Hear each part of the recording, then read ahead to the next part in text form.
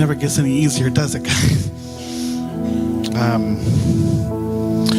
So usually I come up here and I try to be encouraging because I like to be encouraging. It's something apparently I think the Lord has given me an ability to do. And while that's not what I'm going to try and not do today, I want to try and do something a little different because I don't want to be a person who has all the answers, because I'm going to use the PG version of what I like to say, but I'd rather have someone who's pompous, or I'd rather have someone who's not pompous and has a bunch of questions than someone who is full of themselves and has all the answers. Because at least a person who has good questions cares empathetically.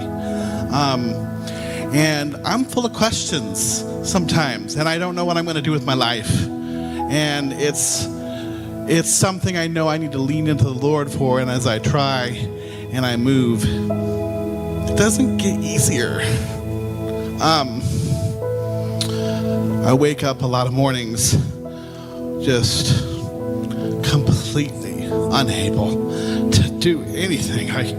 It's a miracle I can get out of bed. Like, sometimes I have to literally cry out because I just don't want to get out of bed. I don't know why I go to work.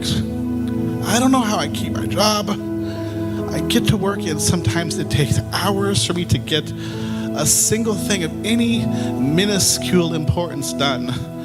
And yet the Lord keeps me going. He keeps keeping with me. And so I want to ask for prayer, but not just because I'm trying to be selfish and I need prayer, but because I want to know that I'm not alone. And I think that a lot of us want to know we're not alone too. And so as I'm aware that I'm 36, by the way, I've been up here a lot. I never said my name. My name is Doug. Just because, God gave me a name, and it's not really right that I hide it. So I don't know what I'm doing. And the problem with that is not that I'm not able to figure it out. It's that I continually want to not do what I think I'm supposed to do. And then even then, is what I think I'm supposed to do what I think I'm supposed to do, or is it what God is calling me to do? Because there's a big difference. And He gives me the ability to choose. There's ramifications no matter what. But I'm always afraid I'm going to make the wrong choice. Because I know that I don't like to choose things that aren't comfortable and that aren't easy. And I think a lot of us are just like that. We want the familiar. We want what's comfortable. We want what we know because it's been good and it's kept us along this far. But the problem with people like me is that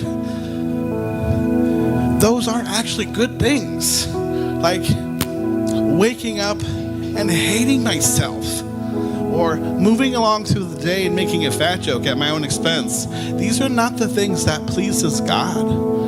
And these are not the things that propel His kingdom into the world. They're the things that create shadow and promote darkness. And so I just wonder if you think about it. Like, I'm not asking for you to write it down and to have a designated prayer time of devotion. Prayer can be a minuscule thing because God hears no matter what. You don't even have to speak it out loud. Just if you ever have a moment to think of me or someone you know and care about, just whisper a little prayer. I pray for Doug today. I don't know what he's going through, but sometimes life is S-H-I-T. And it doesn't always feel the best. And I just want to say one thing that the Lord has been pressing on me lately, and that is about sin. I don't know if any of you are going to really resonate with me, and I implore you to talk with me or come say to me, yeah, or whatever, because we're not supposed to be alone. But I've been becoming aware of the fact that And I don't even know if this is theologically sound, so forgive me if it doesn't sound right. We're working on this together. Life is progress, it's a walk. But I've become aware that I don't know if sin, as it would be properly defined, is strictly speaking, specifically and only a moral issue. Now, there is morality involved in sinning. But here's the thing. I think a lot of us have been coming from a place where we use the definition of morality of sin as a means to condemn. We'll say, I'll use myself. Look at you, you sinner. We'll say, look at you, you just sinned. What are you going to do, sin that grace may abound? You know, we'll say things like, you can't go hang out with them. Don't you know that bad company corrupts good morals? You're just going to be a sinner like them. We'll say these things that are destructive and tear down, that are just as bad as sin itself. And I don't think that is how God wants us to use the definition of sin. I don't think we're supposed to be thinking on sin that way. Like, sin is a cosmic treason against God. It is disobedience against Him. But if I sit here and put myself down because I just did X, Y, Z as a sin, if I say I'm nothing and I'm worthless because I did this sin, that actually is an egregious sin in itself, because the reality is sin is against God. But not just me, every child of God is a child of God because Jesus Christ came to this world and He died. He took on every single sin that we have done, that we will do, that we are doing.